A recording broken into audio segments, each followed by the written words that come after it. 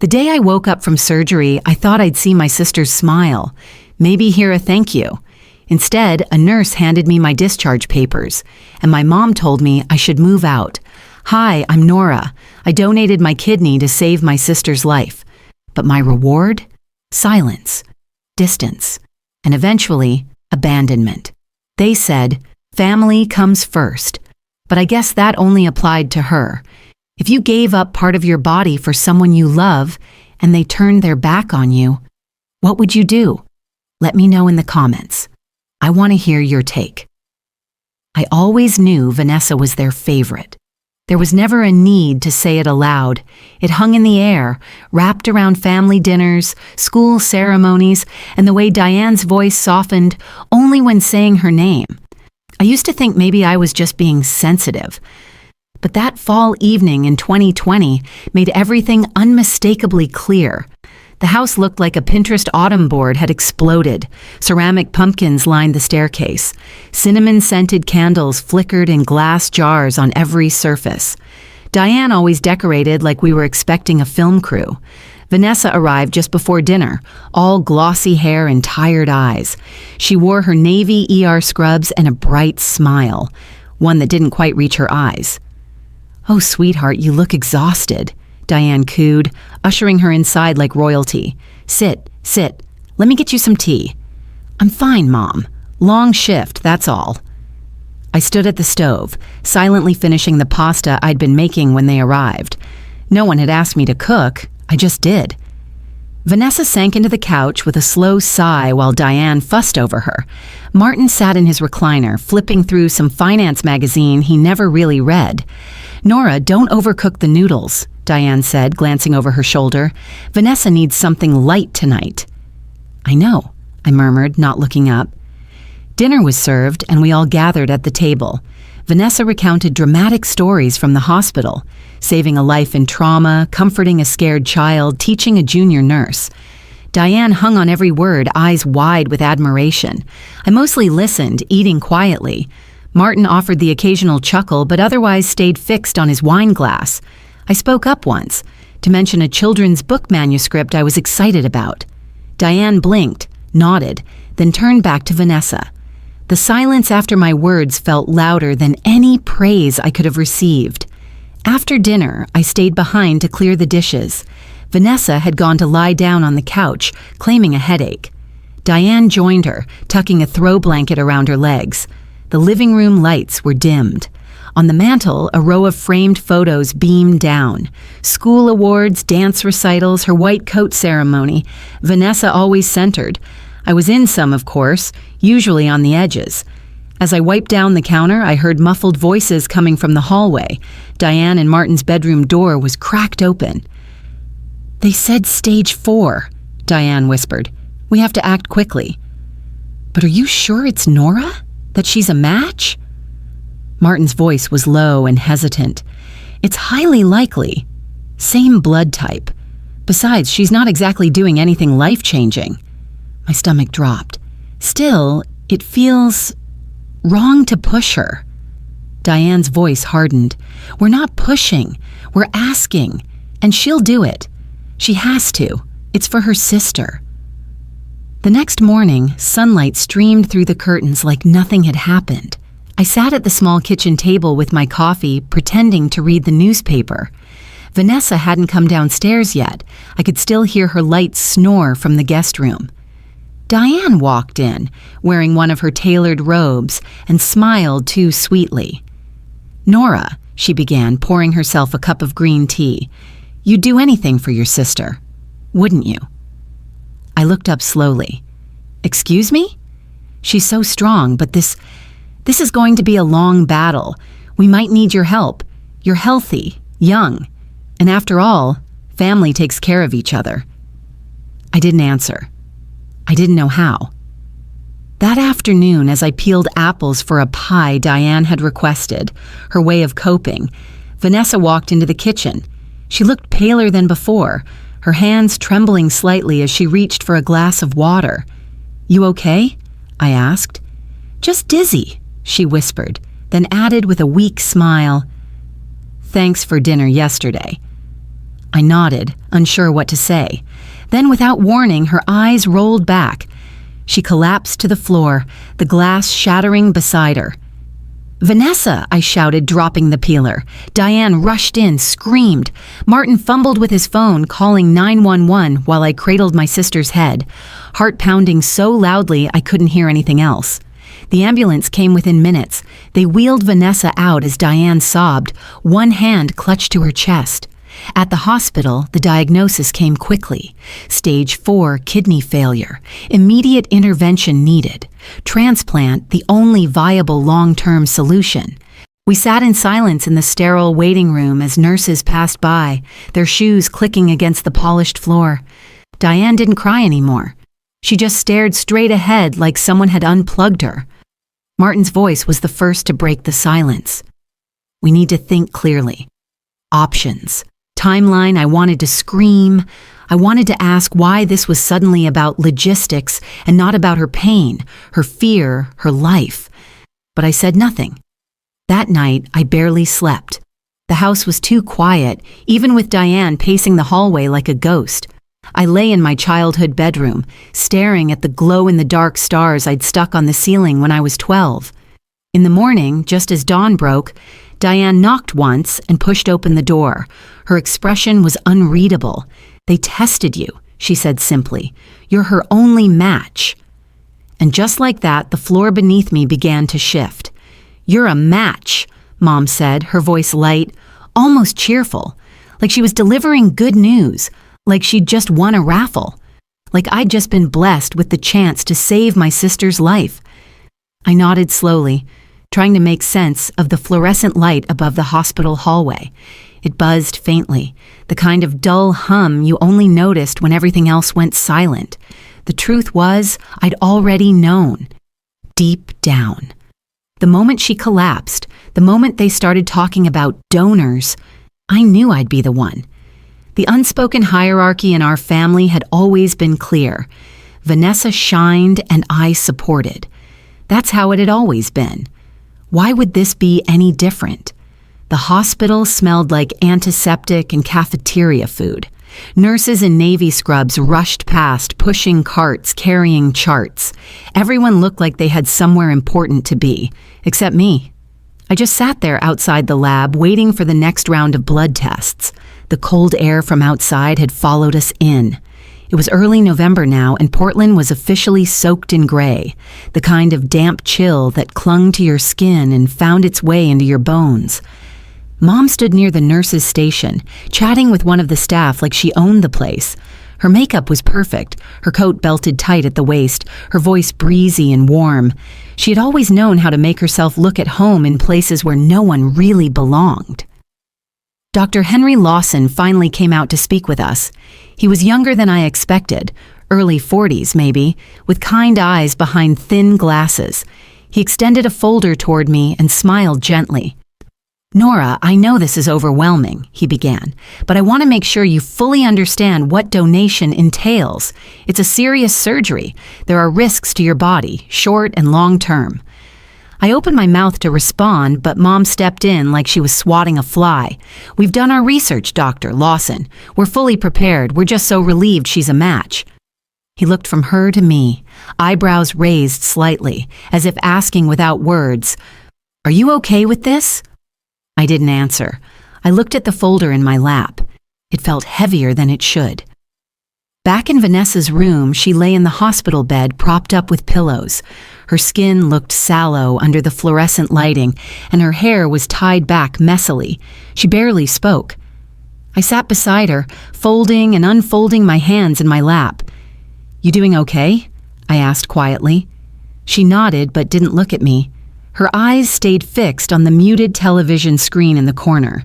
A cooking show flickered across it, someone baking muffins, adding too much cinnamon. "I heard the match came through," she said finally. "Yeah. Guess it's good news." I waited for something more. A thank you, maybe. A glance. Some acknowledgement that what I was offering wasn't a casserole dish. It was my body. A piece of me, literally. But she said nothing more. Later that afternoon, while Mom went to confirm appointments with the transplant coordinator, I wandered down the hall and found the hospital chapel. It was small, only 5 rows of wooden pews, a plain altar, and a stained glass window that caught the weak sunlight in fractured blues and reds. I sat in the back row, the cushion firm under me, the air still. I didn't pray often, but I sat there, eyes closed, hands folded, trying to make sense of the noise inside my head. I wanted clarity. I wanted someone to say, "You don't have to do this." But I knew no one would. My phone buzzed in my pocket. A message from Sophie. Sophie Daniels. "Call me if you need someone real." It was the first time I smiled all day. Sophie and I met at a publishing internship years ago. We bonded over our love of poorly written fairy tales and overpriced chai lattes. She lived in Seattle now, but we still kept in touch. The only friend I could say truly knew me beyond the quiet sister label. I stared at the message, thumbs hovering over the screen. I didn't call. Not yet. But the warmth of those few words stayed with me longer than any conversation I'd had that week. The next morning, I sat in the hospital lounge alone. The tests were done. The waiting was over. Mom appeared with a paper cup of coffee, black, the way I hated it. "Here," she said, handing it to me like a reward. "They confirmed everything. It's happening. You're the only match." I took the coffee, wrapping my fingers around the too thin cup just to give them something to do. "That's fast," I murmured. "We can't wait," she said. "The sooner, the better. She's declining every day." She was smiling again, that bright public relations smile she wore at church luncheons and charity galas, the kind that said everything is fine when absolutely nothing was. Vanessa walked past us moments later, escorted by a nurse. She didn't look at me. She didn't stop. She just kept walking, like I wasn't there, like I was just another nurse or an orderly, someone assigned to help. Dr. Lawson approached me again, this time alone. "I know you haven't had much time," he said carefully, "but we do require your signed consent. And I want to be sure, really sure, that you're making this decision freely." Freely. What did that even mean in a family like mine? I nodded slowly. "Yeah, I just want her to be okay." He handed me the clipboard. My hand hovered over the signature line for longer than it should have. That night, I lay awake in my childhood bedroom again. The ceiling still bore the shadow of glow-in-the-dark stars. I remembered when Vanessa helped me put them up. I'd been 9. She was 12. She made me stand on the bed while she told me where each constellation should go. "Big Dipper goes here," she said, dotting her finger along the ceiling.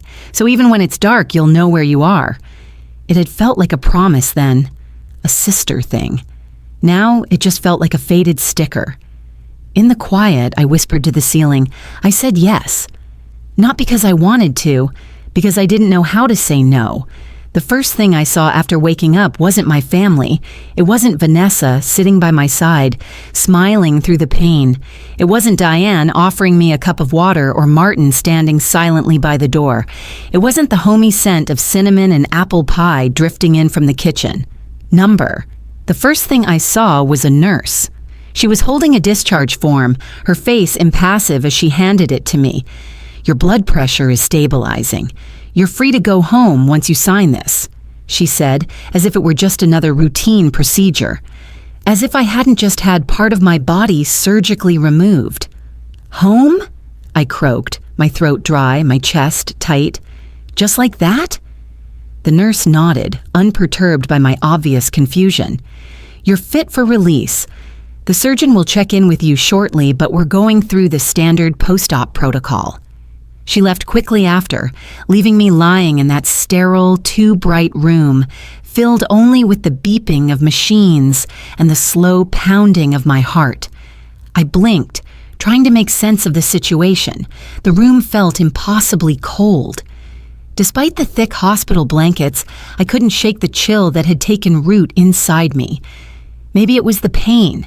Maybe it was the hollow feeling in my chest that had nothing to do with surgery and everything to do with what had been taken from me, the person I had once been.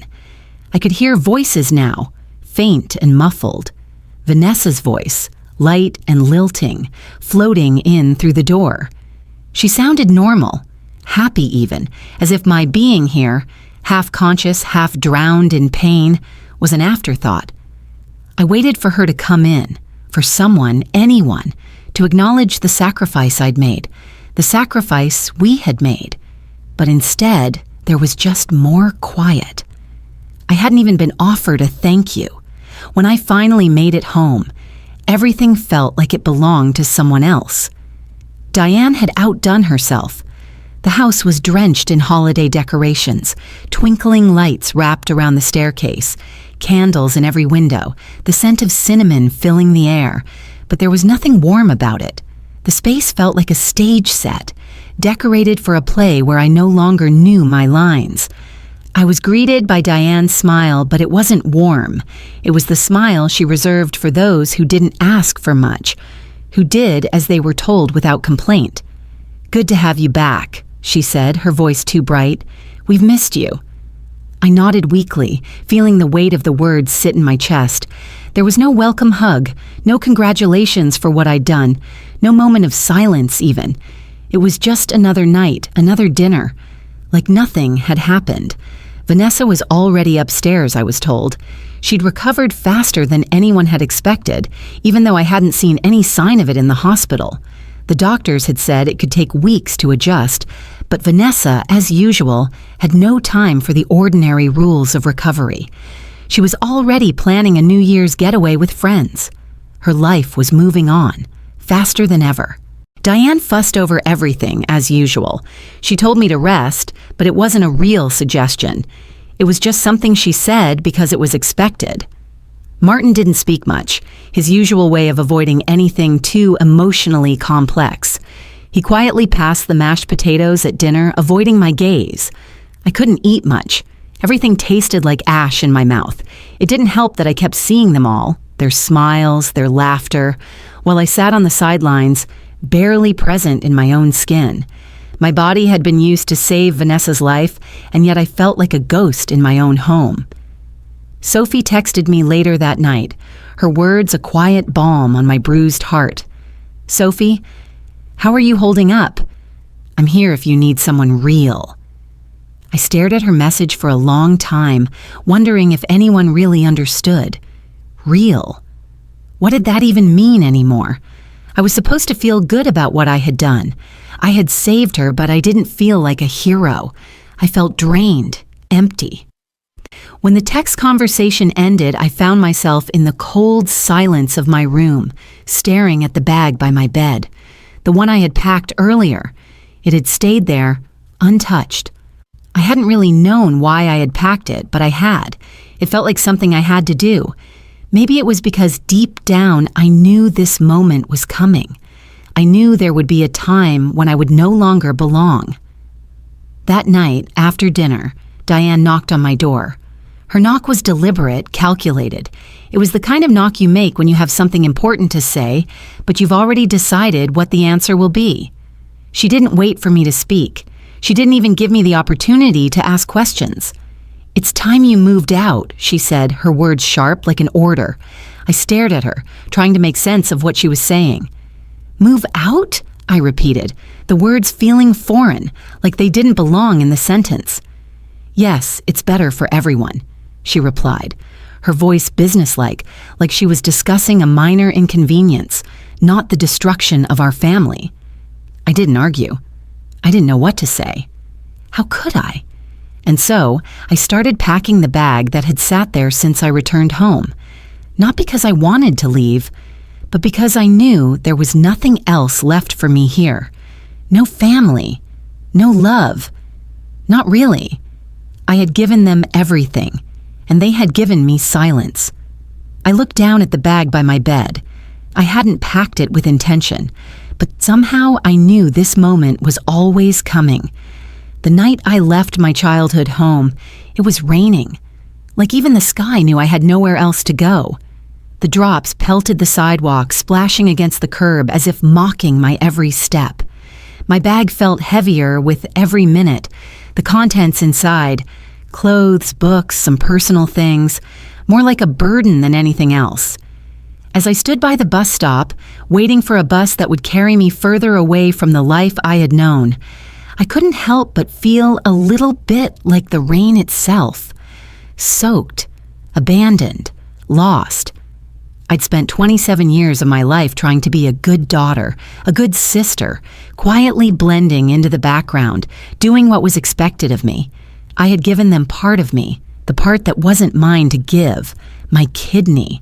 A piece of myself, quite literally, and in return, they had given me silence. And eventually, a door slammed shut. The bus pulled up and I climbed on, paying the fare with shaking hands. The seat was cold, the bus's warmth doing little to shake the numbness creeping up my limbs. It took me longer than it should have to realize that I had nowhere to go. I was leaving behind everything familiar. The house I grew up in, the family that once loved me, even the part of myself that had believed in the good of them. Sophie had texted me earlier, "I'm here, I'll pick you up." I didn't know how to tell her what had really happened, how to explain that I had given everything to my family and received nothing but coldness in return, how to explain that the person who should have been there for me the most, my sister, had been too busy planning her getaway to care. When I finally arrived at Sophie's apartment, she was waiting outside, her umbrella raised against the rain. She didn't say anything as she helped me with my bag, just wrapped me in a dry coat and led me upstairs. Her apartment was a stark contrast to the sterile, polished walls of my childhood home. The smell of books and incense filled the air, the walls lined with shelves overflowing with novels, poetry, and old journals. A couple of mismatched chairs were gathered around a coffee table, where she immediately set a steaming bowl of soup in front of me. "You look like you could use this," she said softly, her smile warm, grounding.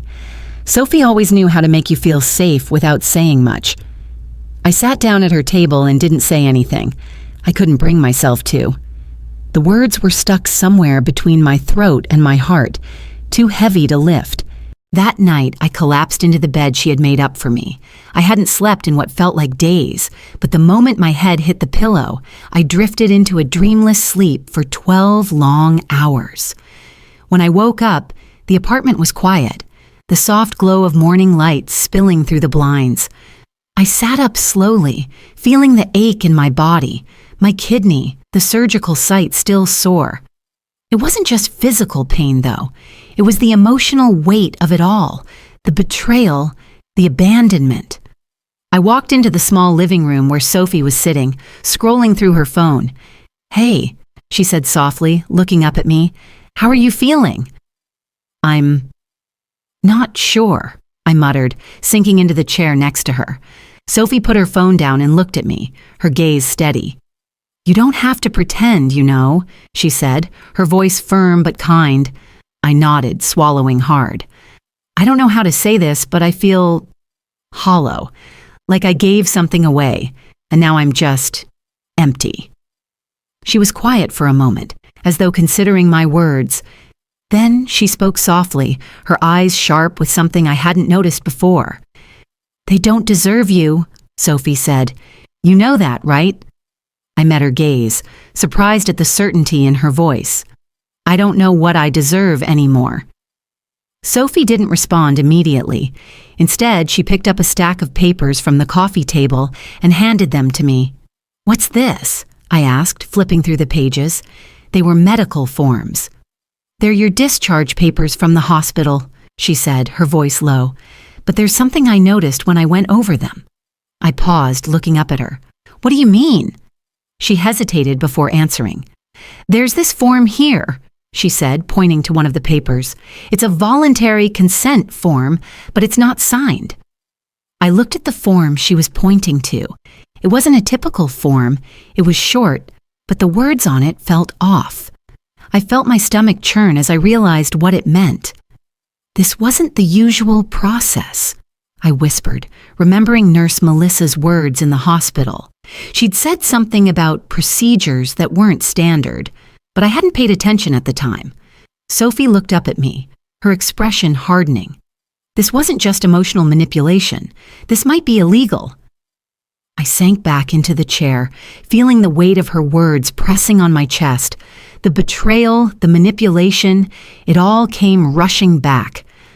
Sophie took my hands in hers. "You don't have to let them get away with this, Nora." I stared at the form in front of me, my heartbeat quickening as I thought about what this meant. My whole life, my entire family. Was it all built on lies? "What do we do next?" I asked, my voice trembling. Sophie met my gaze. "We fight. We get to the truth." I closed my eyes for a moment, letting the words sink in, and for the first time in a long time, I felt like I was no longer alone. I never wanted to hurt anyone, but for once, I needed to protect myself, even if it meant breaking everything they had built.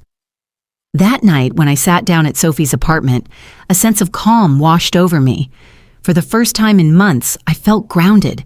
There was no one telling me what to do, no one reminding me of what I owed them, no one needing anything from me.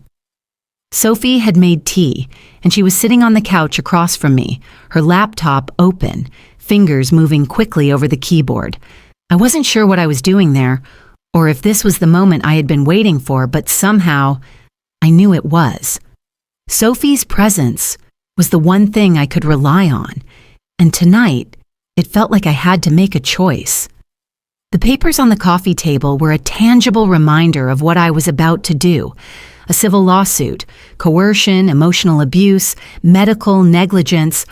All these words on the page seemed foreign to me, too big for someone like me. But Sophie had patiently explained every detail. She'd been a steady presence through it all, giving me the strength to do something I never thought I could. "Do you know what this means?"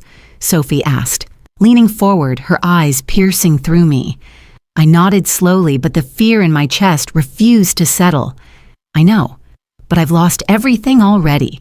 What more can they take from me?" Sophie didn't answer right away. Instead, she grabbed a folder and handed it to me. "Dr. Lawson gave me these," she said. "Documents from the hospital, and his statement." My hands trembled as I took the folder. Inside, there were pages of official hospital documents, followed by a letter from Dr. Henry Lawson, the surgeon who had operated on me. He had been one of the few people who had expressed any real concern about the timeline of my surgery. Now, looking at his letter, it felt like a weight had been lifted. For months, I had been questioning the rushed procedure, and this was the confirmation I needed. "Sophie," I whispered, looking at the pages. "He says Diane rushed everything, that Vanessa's condition could have waited, that I was coerced into giving my kidney." Sophie smiled, but there was no joy in it, just a quiet triumph. "This is it, Nora. This is enough to move forward. You're not alone in this." For the next few days, I immersed myself in paperwork. I spent hours reading through the files Sophie had given me, drafting the lawsuit with her guidance. Every word I typed felt like a small act of rebellion, a way of reclaiming my voice. But the physical pain from the surgery was always there, lurking beneath the surface. I could feel it every time I shifted in my seat or when I tried to sleep at night. But it wasn't just my body that hurt. It was the weight of the betrayal, of having given so much only to be discarded. The people I had loved, the people I had trusted, were the ones who had taken from me. The days passed, and soon it was time to meet Dr. Lawson. Sophie arranged everything quietly, discreetly. We met in a small cafe in Portland, tucked away from the world. There, surrounded by the soft hum of coffee grinders and the chatter of strangers, we finally spoke to the man who had seen it all. "I couldn't speak up back then," Dr. Lawson said, his voice low and full of regret. "But I can now. You were rushed into that surgery, Nora. I've been reviewing your medical records, and I can tell you what happened wasn't standard procedure. The timeline was manipulated." My heart raced as I listened to his words. He wasn't just confirming my suspicions, he was giving me the ammunition I needed. "You're not alone in this," he repeated, his voice unwavering. "I'll support you in any way I can." The next day, while Sophie and I worked through the last details of the lawsuit, I received a message. I didn't need to look at the name to know who it was. It was Vanessa. Vanessa, you're overreacting. We all did what we had to do. The words hit me like a slap in the face. We all did what we had to do. I felt the anger flare inside me, hot and sudden. She had always been the golden child, always adored, always celebrated. And now she was minimizing what I had done for her. I stared at the screen for a long time, unsure of how to respond. In the end, I didn't respond at all. What was there left to say? That night, as Sophie and I sat down to go over the final steps of the lawsuit, she handed me one last document. It was the letter from Dr. Lawson, accompanied by the internal hospital documents that proved the timeline manipulation. "Are you sure you want to do this?" Sophie asked gently, her voice full of concern. I looked at the papers, then at Sophie. There was no hesitation in my voice when I spoke. "Yes," I said firmly, "let's file." The moment I said it, I knew that everything had changed. I was no longer the quiet one. I wasn't the one who stayed silent and did what was expected. For the first time, I was taking control of my life. The door they had slammed shut behind me was now opening again, and this time I was walking through it on my own terms. They told me I was selfish, for saying no, for fighting back, for daring to heal. It was the kind of thing I had heard all my life, whispered behind my back, or spoken to my face with a hint of judgment. For as long as I could remember, I'd been the one who gave. I gave everything: love, attention, my kidney. But now, when I chose to reclaim even the smallest shred of myself, it felt like betrayal. But I wasn't angry anymore, just done. In the months leading up to this moment, I had cried, screamed, and wrestled with my sense of self. They told me I was weak. They told me I was selfish. They told me everything except the truth. The truth was, I had been holding their world together, and they had taken everything from me, not out of love, but out of obligation. I wasn't angry anymore. I had healed, and for the first time in my life, I wasn't going to let them make me feel small. Now, I was standing at the doorstep of the courthouse, my heart pounding, the weight of the world pressing against me. The morning fog hung low in Portland, softening the sharp edges of reality. I could hear the city hum, feel the cool spring air in my lungs, but there was only one thing on my mind. This was my moment. I looked around the courthouse hallway, the same hallway where I had once tried to blend in, to be invisible. But not today. Today I was visible. Every inch of me was taking up space, taking up air. I was ready for this. Sophie was beside me, as always. She had been my rock, my guide through the storm. But even Sophie, strong and grounded as she was, knew this day would come. "You okay?" Sophie asked, her voice steady but laced with concern. I nodded slowly, swallowing the knot in my throat. "Yeah, I'm ready. Let's do this." I walked into the courtroom with purpose, my heels clicking against the stone floor. It felt like an eternity before I stood before the judge, but the moment I opened my mouth, the nerves melted away. I read my prepared statement: calm, firm, vulnerable. I had practiced this speech for days. Every word was carefully chosen. But more than that, it was the truth. And when you speak the truth, there's nothing left to fear. "I am here today because my family took something from me," I began, my voice steady. Not just my kidney, but my sense of self. I was coerced into a decision I didn't fully understand. I was told I was needed, but no one ever asked if I was okay. They used me, and now I'm here to take back what's mine. I felt the weight of their eyes on me, their judgment, but it didn't matter. Not anymore. Outside the courtroom, Diane and Martin were huddled in the hallway, talking in hushed voices. Diane was crying, not for me, but for herself, for her own embarrassment. She wasn't crying for what she'd done, but for how it made her look in front of the public. Her pride, her image, those were the only things that mattered. Vanessa didn't even show up. She sent a statement instead, cold, hollow. It read, "Sorry if you felt hurt." The words didn't sting as much as they used to. I had expected this, but now I saw it for what it was, her way of distancing herself from the truth. I left the courtroom feeling the heaviness of what I had just done, but it wasn't the weight of the lawsuit, it was the weight of the future. I had finally taken control, but now the hard part would begin.